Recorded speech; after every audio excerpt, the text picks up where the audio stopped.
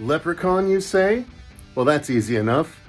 And I know that's a gremlin, but he's small and he's green, so it works.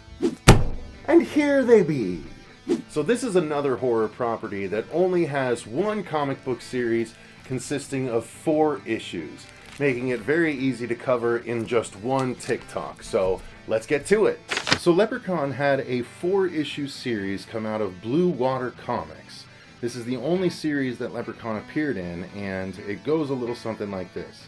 In issue number 1, a young man is gaming online when the Leprechaun suddenly appears behind him. The story then continues with the Leprechaun telling the human, named Ethan, a little bit about his past and why there's another group of mystical beings called the LEPRECHAUN. When the Leprechaun first arrives, he realizes that he's drawn to Ethan because Ethan has one of his gold coins. When Ethan hands over the piece of gold, the Leprechaun decides to keep Ethan around to help him try and locate the rest of the lost coins. In issue number 2, the Leprechaun and Ethan are attacked by the knights from the flashback that we got in the first issue, explaining the origins of the fight between the Leprechauns and the LEPRECHAUNs.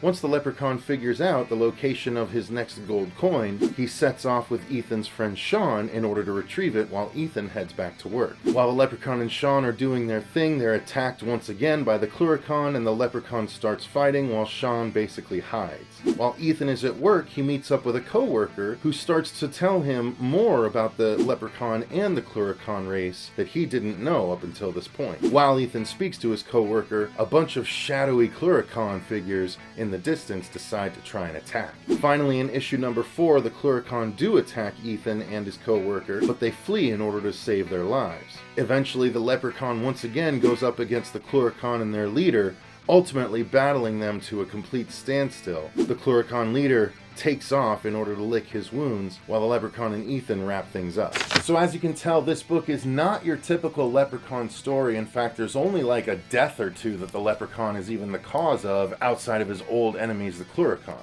So unfortunately, this is a weaker story in the Leprechaun timeline. It completely changes the tone that's established in all of the movies that we've gotten to this point. It becomes more of a fantasy adventure story rather than a horror story.